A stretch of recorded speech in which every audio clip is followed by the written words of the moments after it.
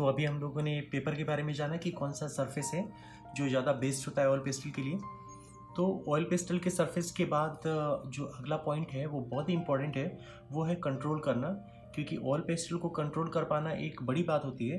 क्योंकि जब भी आप ग्रेफाइट पेंसिल से करते हैं या फिर आप कलर पेंसिल से ड्राइंग करते हैं तो उसको आप ईजिली इरेज कर सकते हैं, लेकिन ऑयल पेस्टल के केस में आपको इरेज नहीं कर सकते बहुत ज़्यादा, बहुत शार्प। तो उसके लिए कौन कौन सी ऐसी चीज़ें हैं जो आप उसको करेक्ट कर सकते हैं, और करेक्ट करने की नौबत ही ना आए, आप उसको अच्छे से कंट्रोल कैसे करेंगे। सबसे पहले कि अगर आपके पास नई पैक है तो आपके पास जो ऑयल पेस्टल आता है उसका एज जो होता है बिल्कुल ऐसे होता है, शार्प होता है। तो जो भी एक अच्छा सा आपको कुछ भी ड्रॉ करना है, जैसे मैं यहाँ पे बता रहा हूँ आपको, अगर कोई आप लीफ ड्रॉ कर रहे हो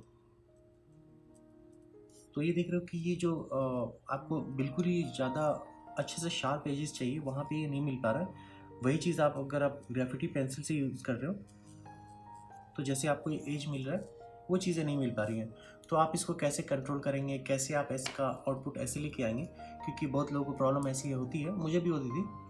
तो जैसे आपने देखा कि ज़्यादा यूज़ करने से इसका जो सरफेस है ऐसा हो जाता है, गोल जैसा हो जाता है, तो आप कंट्रोल नहीं कर सकते। तो एक तो आपके पास ये है ऑप्शन कि आप जो ये देख रहे हो कि यहाँ पे नीचे का जो सरफेस है वो अभी भी क्लीन है और शार्प है, तो आप इसको इसके जो एजेस हैं वहाँ से आप इसको ड्रॉ कर सकते हो।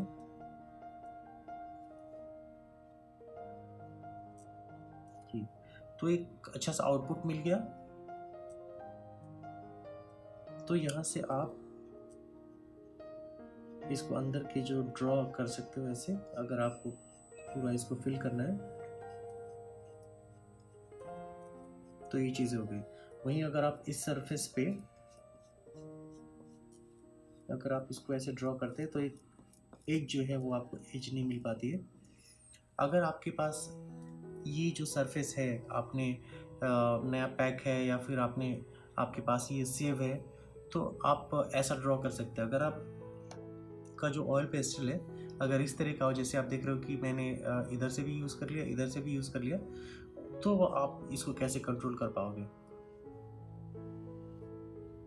जैसे अभी एक एजेस था तो मैंने शार्प तो कर लिया क्योंकि यहाँ पे कट किया हुआ मैंने। तो अगर आपको बिल्कुल ही स्मूथ है, जैसे आप देख रहे हो यहाँ पे बिल्कुल ही स्मूथ है, तो कैसे कर सकते हो। तो इसके लिए मैं आपको बताऊंगा यहाँ पे कि ये नाइफ़ है। नाइफ़ आप अगर बच्चे हो तो किसी का हेल्प लें, पेरेंट का हेल्प लें, या ब्रदर या फिर अपने सिस्टर का हेल्प लें। तो इसको आप एक अच्छा सा कट मार सकते हैं। जैसे हम लोग ग्रेफाइट पेंसिल का हम लोग शार्प करते हैं इसको यहाँ से अपने अकॉर्डिंग कि कितना हमें करना चाहिए, कितना चाहिए हमें, तो वैसे ही हम इसको एक अच्छा सा कट मार सकते हैं। यहाँ पे कट मार देने से आप देखोगे यहाँ पे कि एक अच्छा सा एक पॉइंट मिल चुका है, और ये पॉइंट को हम कई सारे जो क्लोज, जैसे आप ये देख रहे हो एकदम पतला सा, आप ऐसे क्लोज लेके आ सकते हो। अगर आपको इसमें शेडिंग करनी है तो ये भी आप कर सकते हो।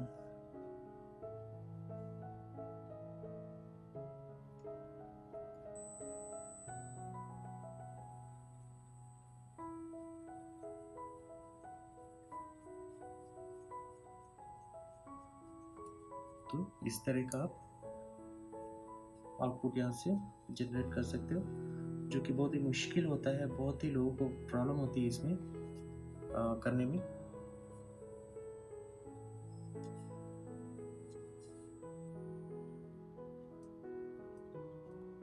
तो इस तरह का कुछ,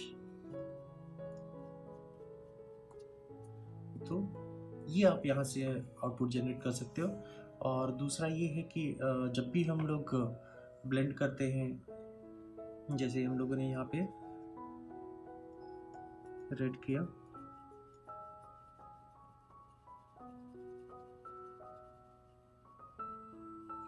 रेड करने के बाद अगर कोई भी ब्राइट कलर है जैसे येलो है,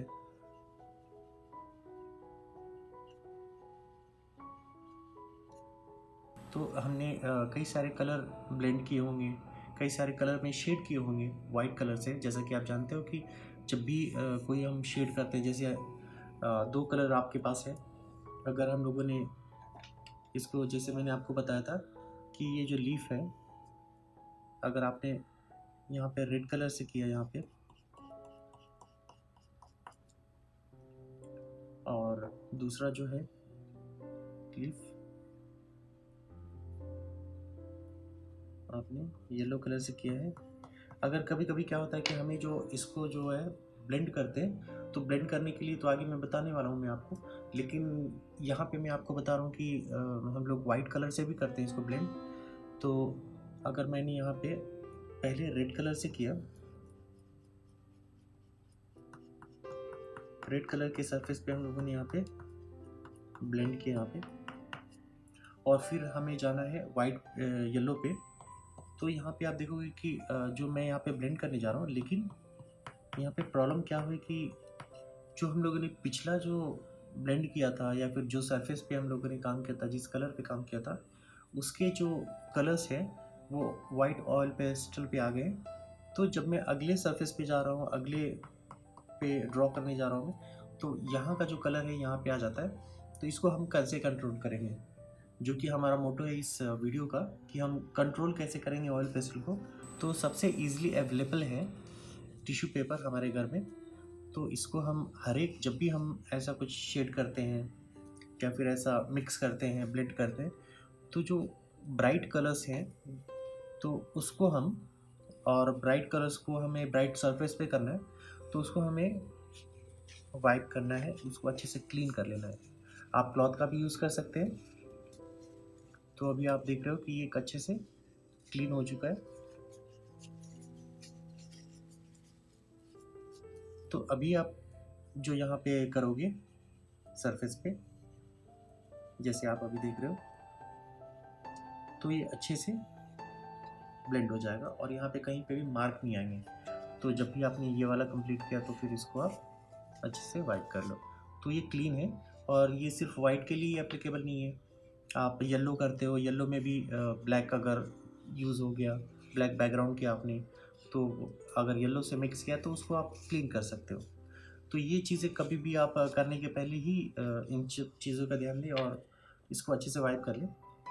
तो ये हो गया आपका ये। और कभी कभी आपने देखा होगा कि जब से आपको कुछ पार्टिकल्स हैं वो निकल जाते हैं या गिर जाते हैं, तो ये क्या है कि फिंगर से ये चीज़ें ब्लेंड करने के पहले, या फिर हम जब ड्रॉ कर रहे हैं तो हमारे फिंगर से या फिर कोई कोई भी पैनल से या फिर इससे ही जो पार्टिकल्स निकलते हैं, तो ये हमारे जो ड्राइंग को ये ख़राब करते हैं। तो इसको हम कैसे करेंगे, जैसा कि मैंने आपको बताया था कि ईज़िली ये इरेज भी नहीं होते हैं, और कुछ कुछ जो है सरफेस पे बैठ जाता है। जैसे ब्लैक है, यहाँ पे तो रेड है, तो कुछ हद तक निकल सकता है, और लेकिन जो ब्लैक है वो उसमें स्पॉट पड़ जाता है। तो कैसे करेंगे आप, तो आप उसको सेव कैसे कर सकते हैं, आप उसको प्रिवेंट कैसे कर सकते हैं। तो इसके लिए मैं आपको बताऊंगा कि एक अलग सा आप एक शीट रखें, जैसे ये प्रिंट पेपर ही है, तो प्रिंट पेपर को आप ऐसे रख सकते हैं, और इसको अच्छे से जो भी आप देख रहे हो पार्टिकल्स जो निकले हैं इसके जो यहाँ पे दिख रहे हैं आपको, तो अच्छे से इसको वाइप करें, और एक बॉक्स रखें जहाँ पे आप उसको डाल सकें। नहीं तो क्या होता है कि जब भी आपने टेबल पे ही ये सारी चीज़ें फैला दी और आपका फिंगर अगर यहाँ पे जाता है, तो फिंगर में ये कलर्स जो है वो लग जाते हैं, और जब भी आप वापस से ड्राइंग सरफेस पे रखते हैं तो वो यहाँ पे निकलने लगते हैं और उस पर लग जाते हैं कलर्स। तो इसको यहाँ पे निकल के इमीडिएट उसको क्लीन कर दें और एक अच्छे से बॉक्स में उसको रख दें, तो ये ज़्यादा बेटर है। और यहाँ पे भी जब भी आप क्लीन करें तो इसको भी आप निकालें। तो ये अच्छे से क्लीन हो चुका है।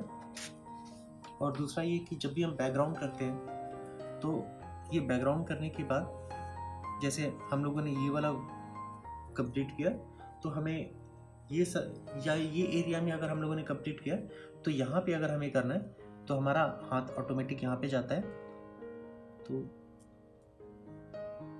जब भी हम इधर कुछ ड्रॉ करते हैं, जैसे ये ड्रॉ किया, तो ये हमें पता नहीं होता है कि ये हमारा हैंड जो है वो पिछले सरफेस पे भी जा रहा है, और ये अगर हम लोगों ने ड्रॉ किया तो ये ये यहाँ पे भी स्मज हो जाता है। जैसे आप देख रहे हो कि ये जो कलर्स है वो हैंड में लग गया, और हैंड से जो लग गया वो आपको नेक्स्ट जहाँ पे अलग सरफेस में जा रहा हूँ तो यहाँ पे ऐसे यूज़ में आ जाते हैं, अगर हम लोगों ने यहाँ पे किया तो जैसे आप देख रहे हो कि यहाँ पे भी स्मज हो चुका है, यहाँ पे भी हो चुका है। तो हमारी जो ड्राइंग है, जो हम लोगों ने इतना इतना बनाया है, वो सारी चीज़ें ख़राब हो सकती हैं।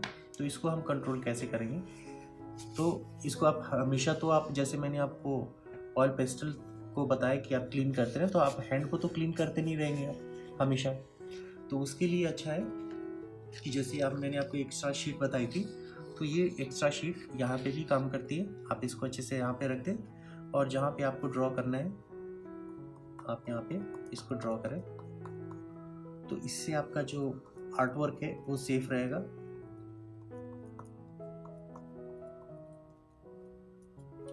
तो इस तरह से आप अपने आर्ट वर्क को सेफ रख सकते हैं, अपने हैंड को सेफ रख सकते हैं। इसके अलावा जो कंट्रोल मैंने आपको बताया, तो उसके बारे में कुछ बताना चाहूँगा मैं आपको कि जैसे हमें कुछ क्लाउड ही बनाना है अगर, तो हम लोग स्काई बनाते हैं ऐसे।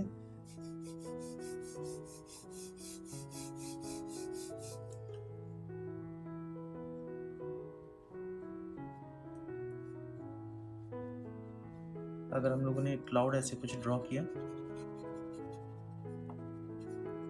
और ये जो सरफेस है जहाँ पे हम क्लाउड बना रहे हैं उसको हम लोगों ने एम्प्टी रख दिया।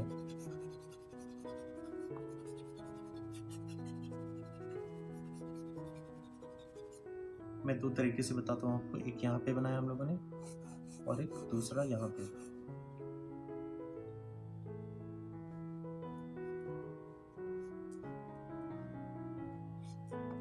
तो इसको भी हम लोगों ने कवर किया, और वाइट पोर्शन को वहाँ पे ब्लैंक रख दिया कि हमने वहाँ पे क्लाउड बना रहा है। तो ये है। तो यहाँ पे हम लोग जनरली ब्लेंड कैसे करते हैं? ब्लेंड के लिए तो जनरली हम लोग ऑयल, ये टिश्यू पेपर से ही करते हैं। तो टिश्यू पेपर का जो सरफेस है ब्लेंड करने का, बहुत लोग ऐसे ब्लेंड करते हैं। तो आप देख रहे हो कि इसमें पॉइंट नहीं है, इसमें पॉइंट नहीं है, और ये पूरा पूरा एक अच्छा बड़ा सरफेस लेके चला जाता है। या फिर मैं आजकल ऐसे करता हूँ ब्लेंड, तो इसमें आप देख रहे हो कि ये एक पूरा सरफेस ले लेता है। तो अगर मैं यहाँ पे इसको ब्लेंड करूँ,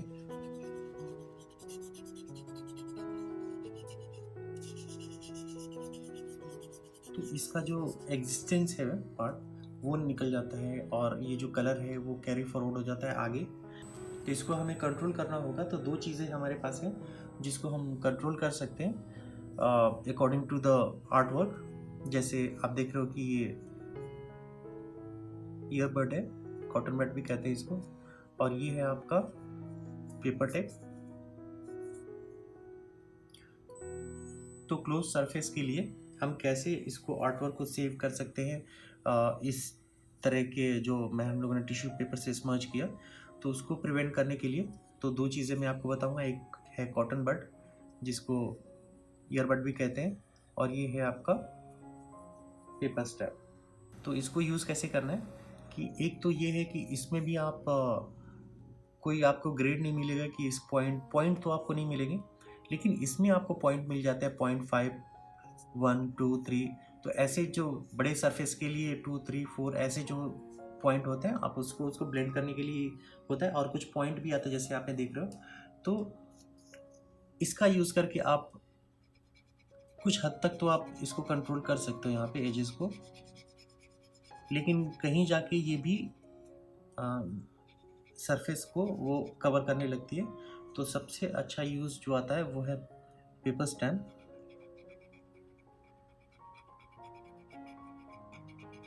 जो एग्जैक्ट आपको अगर सरफेस चाहिए उतना कंट्रोल, तो आप इससे कंट्रोल में आप ले सकते हैं।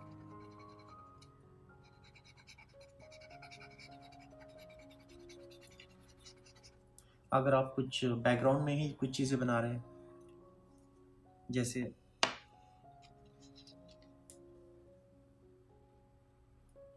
हम लोग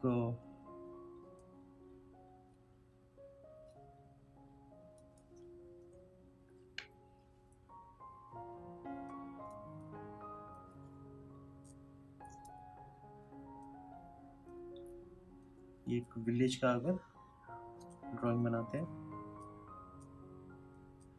तो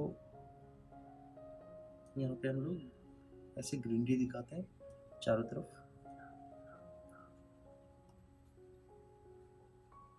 तो ये जो आप देख रहे हो कि क्लोज है बिल्कुल ही,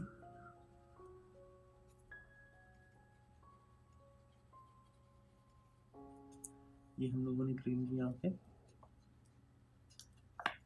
तो ये जो हमें इसको जो प्रिवेंट करना है, जैसे आप देख रहे हो ये लाइन जो है, ये लाइन सेफ रहे, वरना आप यहाँ पे अगर आप टिश्यू पेपर से करते हो ब्लेंड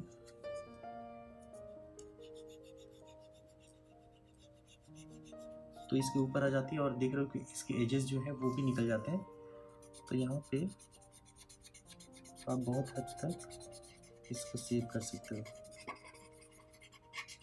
और इसके बाद आप इससे इसको कुछ शेप अगर बनाना चाहें तो वो भी बना सकते हो। तो ये कुछ चीज़ें हैं जो आप यहाँ पे आप ऑयल पेस्टल को कंट्रोल कर सकते हो। और ये कुछ बेसिक चीज़ें थी जो मैंने आपको बताया, तो रियली आप लोग के लिए हेल्पफुल ही होगा क्योंकि प्रैक्टिकली मैंने यहाँ पे यूज़ किया है। और इसके अलावा जो कुछ है, जैसे मैंने इरेज़र को आपको बताया था कि इरेज़र भी नहीं चल पाता है हर एक सरफेस पे। तो जब भी आपने अगर कलर किया है यहाँ पे, अगर आपने यहाँ पे कलर किया और कलर करने के बाद अगर आप चाहोगे कि इस कुछ एरिया को इरेज करने के लिए, तो आप देख रहे हो कि ये इरेज नहीं हो रहा और स्मर्ज होने लगता है। तो आप कहीं अच्छा सा पॉइंट चाहिए, शार्प पॉइंट चाहिए, या फिर आपको उसको इरेज करना है, तो आप कैसे करेंगे? तो आप जब भी आपने कलर यूज़ किया ऑयल पेस्टल का, तो डायरेक्ट आप उस पर यूज़ नहीं कर सकते हैं इरेज़र को। तो उसके लिए बेटर ऑप्शन ये है कि आप पहले आप उसको ब्लेंड करें अच्छे से। अगर आपने सरफेस को अच्छे से ब्लेंड किया,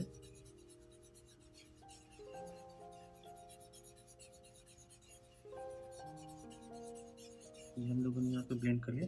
ब्लेंड करने के बाद अगर आप चाहते हैं कि कुछ चीज़ें अगर यहाँ पे आप बनाना चाहते हैं,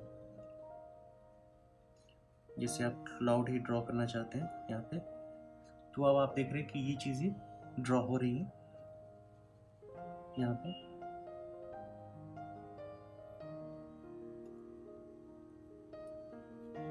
अभी ये जो है वो अच्छे से इरेज हो पा रहा है। तो ये यहाँ पे आपको अभी दिख रहा है, तो यहाँ पे इसको आप इरेजर को भी आप यूज़ कर सकते हैं। तो ये कुछ बेसिक टिप्स हैं जो मैंने आपको बताया, और इसके अलावा जो भी आपका ब्लेंडिंग है वो नेक्स्ट एपिसोड में आपको बताऊंगा मैं। तो ये एपिसोड कैसा लगा आप लोग ज़रूर इसके वीडियो पे कमेंट बॉक्स में लिखें। अगर आपको कुछ रिक्वेस्ट है तो भी आप बता सकते हैं, और आपके कुछ सुझाव हो, सजेशन है तो इस चैनल के लिए तो आप बता सकते हैं। अगर आप पहली बार इस चैनल पे हैं तो प्लीज़ सब्सक्राइब करें, जैसे कि इस तरह के जितने भी वीडियोज़ हैं उसको आपको मिल सके। और बेल बटन दबाना ना भूलें, क्योंकि आपको वीडियोज़ प्रॉपर जब भी मैं जिस टाइम पे ही अपलोड करता हूँ तो आपको उस टाइम पे ही मिल जाए। तो मिलते हैं अगले एपिसोड में। Thank you.